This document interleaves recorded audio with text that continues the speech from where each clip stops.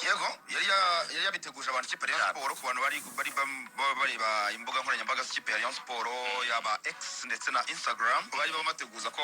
bagiye gusinyisha bombe ikomeye cyane bavuga bati mwapfa yaje ariko abantu bari babimenye ko ari Bigirimana Abedi impamvu rero bamukabirizaga cyane cyangwa se bateguzaga bareyo ko agiye gusinya ku isaha saa 5 nibwo Abedi yashyize umukono ku masezerano bivuze ko burya amafaranga bayaraje kuri konti ye bayaraje ku munsi wo kuwa kane hanyuma je kuwa gatanu rwose ku biro bya Rayon Sport hano Ziniya terekaho amasezerano y'umwaka umwe akina ikipe ya Rayon Sport ahabwa miliyoni 25 bivuze ko niwe uhenze Rayon Sport byanze bikonze nko mu bihe bya vuba nabwo umuntu ajya mu mateka cyane ariko urebye mu bakiri ba vuba baguzwe bahenze ni na Abedi kuko Keve yari yahawe miliyoni 20 ku mwaka umwe na Joachim Ojera nawe yahawe miliyoni 20 ku mwaka umwe ariko noneho Abedi we ahawe 25 ku mwaka umwe bivuze ngo ukubye n'imyaka ibiri aramutse imyaka ibiri zaba ari miliyoni 50 kandi urabizi ko Shadrack Bingbero yaguzwe miliyoni 44 ubu rero Abedi Bigirimana ni uhenze ikipe ya Rayon Sport yo mpamvu n'abamukabirizaga cyane Bigirimana Abedi arejimo amezi abiri agana n'ikipe ya Rayon Sport ku makuru nkesha Rugaju rigani umushahara we ni miliyoni 1,500 miliyoni 1,500 mu mwaka rurinjira cyane azaba geje miliyoni 240 azaba na rekreto yego ni miliyoni 1,500 arahenze Abedi rero uburango yarimo bavugana n'ikipe ya polisi yo muri Kenya ni ikipe iri gushaka abakinnyi cyane hano mu Rwanda cyane natozwa n'umurundi mwene wabo CN Ndayiragije yari yongerejwe na Jabir ariyo yaje kugereza ayije muri polisi ubwo rero ariko nayo akavuga ngo ndashaka gukina umwaka umwe muri Rayon Sport yumvaga nawe bimurimo ariyo mpamvu yabwiraga abayobozi ba Rayon avuga ati ibyo kuvuga ngo murampa make ani mutuze muyashake umunsi muzabona ndahari ndabije nimuyabona muzayame ndi Kigali nta n'ikipe nzasingira bifata igihe ariko muzabama amafaranga imbumbi icyarimwe numvise ngari no kubaka amazu iyo ngayo za Burundi ngo ari quartier igezweho bari kugura kuko bavuga no za Nyarutarama quartier ngo y'abakire bari kuguramo kabisa muzabona yubaka kugira bavuga ndahita nkora finissage birangiye bafite nk'inzu ahantu bita mu Cyarama no mu Kigo ikipe ya Sport rero umuntu yavuga ko yakoze deal ikomeye cyane gusinyisha Abedi ikintu cyambere yakoze Abedi agiye kubustinga morali y'abariyo pe kuko abariyo babaye kuri morali babaye ku cyizere ubaha agiye kubustinga morali y'abafana ba Rayon Sport urebye na Mediana ajemo urimo Gloire Tambe w'umurundi mugenzi we irimo Richard Kirongozi w'umurundi uramutse bashyize muri batatu umuntu yavuga ko yaba ari Mediana ifatika nibaza gusinyisha ntago ari Kirongozi Richard Ndayishimiye babanye muri muhazi nabonye banapanga bavuga ko bashaka gukinana gutyo igihe wenda Karama katasinya cyangwa se yanasinya ariko bafitemo abarundi mu by'ukuri bagera kuri 6 mu ikipe yabo nibaza gusinyisha Ndongmeng uyu munyagabo ikipe yabo iraza kubidoze mu by'ukuri yarayimeze neza cyane federation y'umupira w'amaguru mu Rwanda komite y'umugabo bita Walter Hunde yamaze kwegura ntabwo igihatanye amatora yego yamaze kuvanamo kandidatire ye uyu mugabo Hunde Rubegesa Walter nkuko amazina ye abivuga uyu Hunde rero ku munsi w'ejo nibwo yatanze ibaruwa ivanamo kandidatire ye mu kwiyamamariza kuyobora federation y'umupira w'amaguru hano mu Rwanda n'amatora ateganyijwe gusozwa ku itariki 30 z'ukwezi kwa 8 mu mpamvu yashyizemo rero zo kuba yavanyemo kandidatire ye yavuze ko bagowe cyane no kubona ibyangombwa agenerwa kugira ngo batange kandidatire yabo birumvikana ko ibyangombwa byinshi bikenewe ama recommandation kugira ngo boze CV zabo sinawe wenyine kubera ko nabo bagombaga gufatanya muri comité executive ubwo ndavuga aba muri komisiyo zitandukanye yari yazanyemo nabo bagoye no kubona ibyo byangombwa nizo mpamvu yatanze avuga ko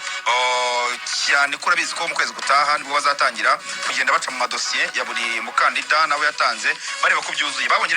bari kugurwa no kubibona bavanamo kandidatire yabo ubwo igihari nuko barananishwe ntabwo umuntu yabara kubivuga uwitwa Rurangirwa Ruwi nkuko bivuga yabwiye igihe ni kugihe nayibonye avuga ngo biratangaje kuba twe twarashakaga ibyangombwa tukabibura kandi abo duhanganye bo bakabibona kandi twese tubihabwa na leta ubwabo bavuga ko se ni leta ni federation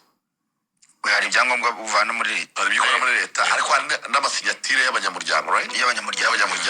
n'amarekomandasiyo rero harabaye bibi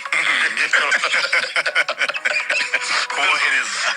na rekomandasiyo rwose bagiye babura barazivuze rwose ubonye ko no mu ibaruwa bashimiye ngo dushimira abagerageje kuduha rekomandasiyo ubwo hari abazibimye rero urumva ubwo rero ryari kwizigira ni kandida unique umukandida umwe ni Shema Fabrice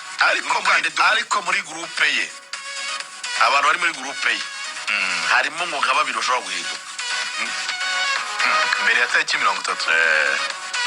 abase byakunda baratanze kandidatire se ntabwo byakunda abo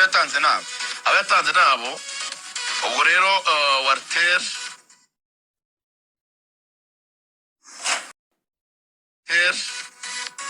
akaba rwose byarangiye atakiyamamarije kuyobora federasiyo y'umupira w'amaguru mu Rwanda ariko nabonye mu magambo yavuga ko yitabaje ati abantu babikurikirane ati abantu bakurikirane uburyo twimwemo ibyangombwa ubwo rero komisiyo nako komite isigaye igomba gutorwa n'abanyamuryango ni ukuzajya gutora bazatora ni kandida unique ariko bashobora kugerayo bakaba ni yego nawe bashobora kubyanga ntibabone amajwi yuzuye nubwo ko 50 kuzamuka yaziganje ariko ntaziziganje 99 n'ibice 9%. Shema Ngoga Fabrice za president vice president wa mbere ni Mugisha Richard n'ubundi yarasanzwe ari vice president muri federation yarasanzwe ari vice president wa kabiri bazaba wa mbere noneho vice president wa kabiri ni Maître Gasarabwe Claudine ushinzwe deputy vice president ariko ni ushinzwe development Kanamugire Fidel wahirozi head of finance ni Thierry Nshuti akora muri Foruza abantu baramuzi yabanye mu nzozi no muri za Bralirwa n'ahandi muri za Beka muri za cyane Shungimare rabizi Nitanga Desire president wa Gicumbi Football Club Dezos ni head of competition Gicumbi n'ibishaka president mushya yitanga head of women's football feminine Gicanda Nikita urumva head of legal affairs ni Gicanda Nikita nabonye anafite company igurisha abakinnyi cyane nabonye ari umukinnyi yagurishije muri Simba Queens Simba y'abakobwa usa na Zawadi uramubona Zawadi ndamubona yamutanze muri Simba ariko Nikita ngo yita ku mupira w'abagore kuva kera uza amafaranga Zawadi agiye kujya hembwa $1,000 bro $1,000 muri Simba Queens buri kwezi hari mu bakobwa bazabahembwa neza hano mu Rwanda b'abanyarwandakazi ubwo ariko asanzeyo nde Kaboy wari muri Yanga ahubwo asanzeho bita Magnifique muri Simba ari utwa Magnifique wakiniraga indahangarwa n'abasinye Simba ubwo na Kaboy muri Yanga ariko Kaboy buraga kwerekeza ku mugabane w'Uburayi mu Bwongereza ikipe mushaka mu Bwongereza y'abakobwa ubwo rero Nikita niyo twavugaga Gicanda yita cyane ku mupira w'abagore na company igurisha abakiriya legal affairs wabaza bari Maître Ndengengoma Louise umunyamategeko head wa referring azaba ari Hakizimana Louis hanyuma medical commissioner azaba ari Colonel